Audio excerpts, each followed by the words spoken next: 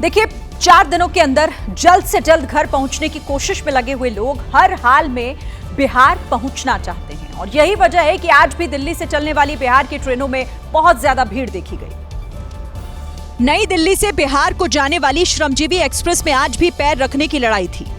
नई दिल्ली से चलने के बाद इस वक्त ये जो तस्वीर है वो आपको नजर आ जाएगी कि आखिर में बिहार जाने के लिए छठ का पर्व पर पहुंचने के लिए लोग इस वक्त बेहद ज्यादा उत्सुक हैं।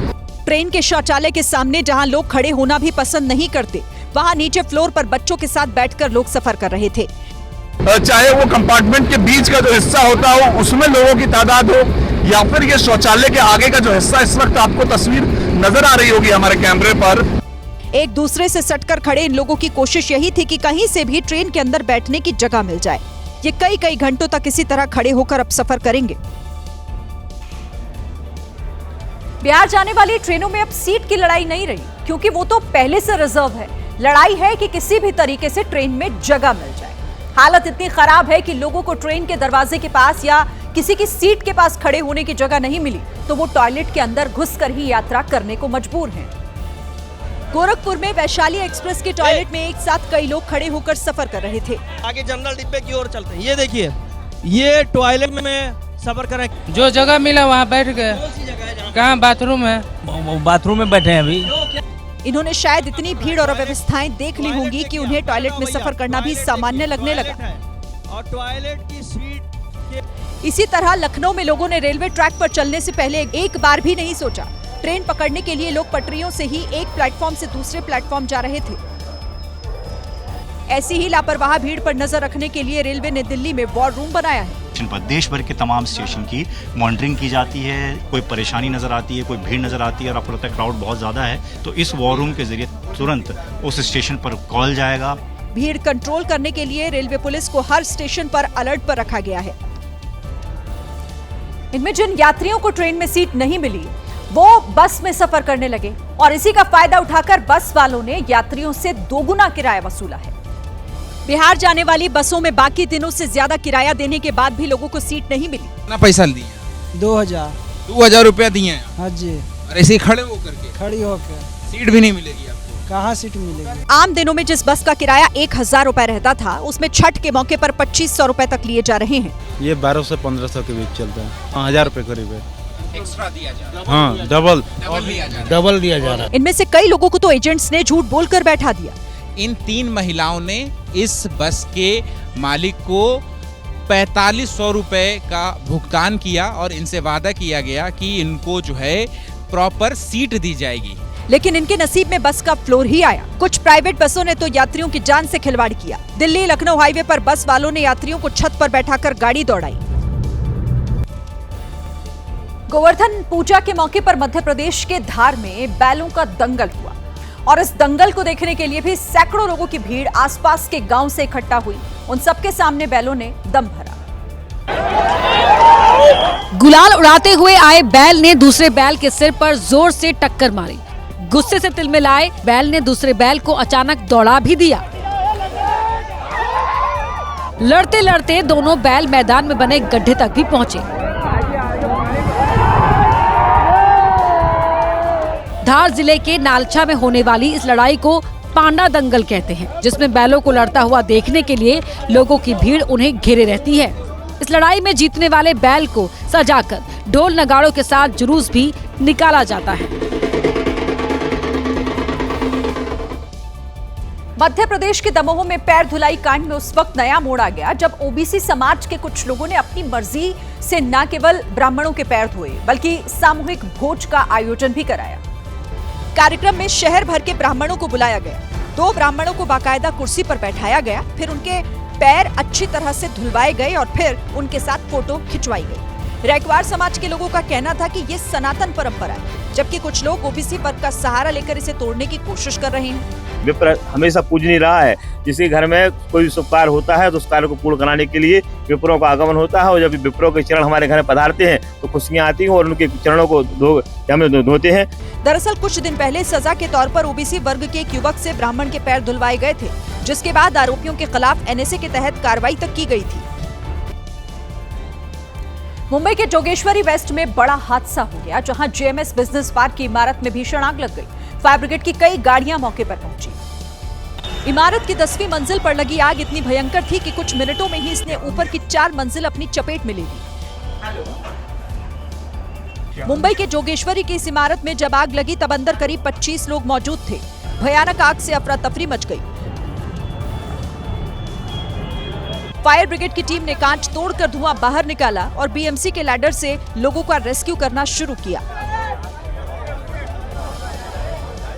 2 घंटे के ऑपरेशन के बाद फायर फाइटर्स ने सभी लोगों को सुरक्षित बाहर निकाल लिया। उत्तराखंड के हरिद्वार में जंगली हाथियों ने जमकर उत्पात मचाया। जमालपुर कला गांव में 8 हाथियों का झुंड घुस आया, जिससे वहां अफरा तफरी मच गई। क्योंकि गांव में घुसते ही इन हाथियों ने वहां उत्पात मचाना शुरू कर दिया। गांव में हाथियों के झुंड के घुसने से हड़कंप मच गया। लोग वहां से भागने लगे। कुछ हाथी तो खेतों में घुस गए और वहां लगी फसलों को तहस नहस कर दिया। हालांकि लोगों ने शोर मचाकर उन्हें भगाने की कोशिश की, लेकिन हाथी काफी देर तक गांव में रहे और फसलों को बर्बाद करते रहे। ये पहला मौका नहीं है जब हाथियों ने गांव में उत्पात मचाया हो। इससे पहले भी ऐसी घटनाएं हो चुकी हैं। लोगों ने इसके लिए वन विभाग को जिम्मेदार ठहराया। इधर राजस्थान के जोधपुर में शराब माफिया की काली करतूत सामने आई। शराब माफिया के गुंडों ने पंचायत समिति के सदस्य पर जानलेवा हमला कर दिया। 5 बदमाश पंचायत समिति के सदस्य के पीछे भागे। एक बदमाश ने उन्हें सड़क पर गिराया और फिर लाठियों की बरसात शुरू कर दी।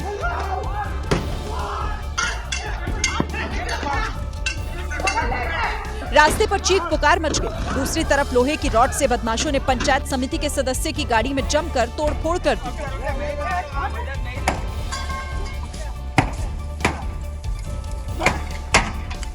तस्वीरें जोधपुर के कुड़ी भक्तासनी इलाके की।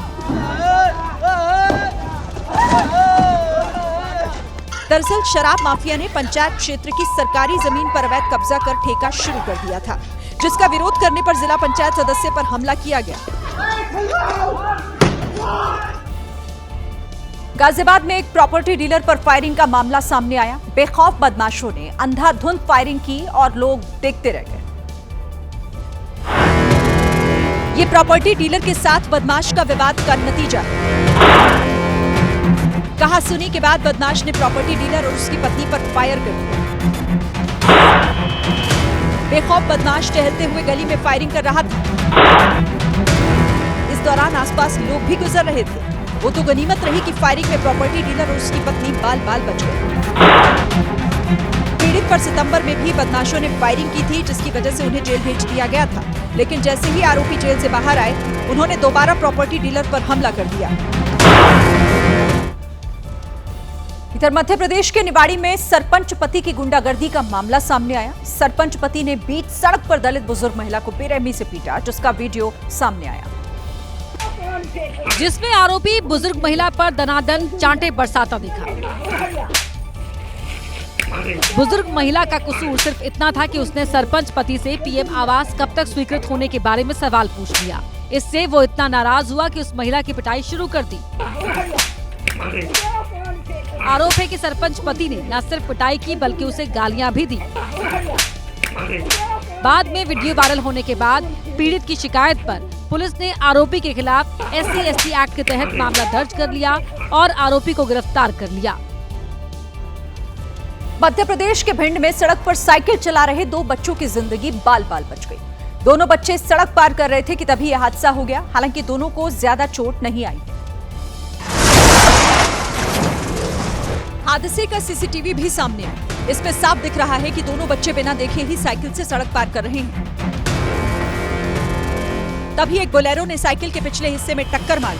टक्कर होते ही साइकिल की पिछली सीट पर बैठा 10 साल का बच्चा उछलकर काफी दूर जाकर गिरा, जबकि साइकिल चला रही उसकी बहन भी जमीन पर गिर गई। बोलेरो के ड्राइवर ने टक्कर होते ही कार रोक दी।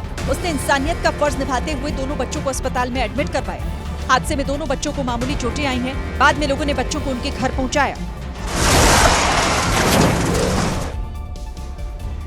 इधर उत्तर प्रदेश के मेरठ में एक गांव के अंदर इतनी खतरनाक लड़ाई हुई कि उस पे एक साथ 50 राउंड से ज्यादा फायरिंग की गई। दोनों पक्षों के लोगों ने मिलकर 1 घंटे तक फायरिंग की थी। गांव में इतनी ज्यादा गोलियां चलने की खबर लगते ही पुलिस ने भी कार्रवाई की।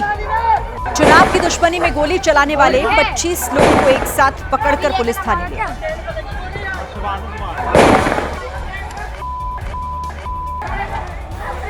खबर है कि उन सभी लोगों को गिरफ्तार कर लिया गया है।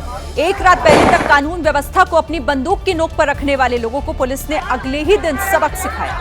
आरोपियों के पास से उनके हथियार भी जब्त कर लिए गए हैं।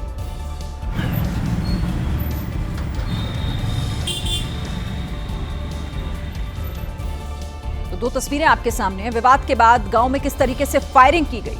हालांकि पुलिस ने अगली ही सुबह एक्शन लिया और 25 लोगों को इसमें पकड़ा है।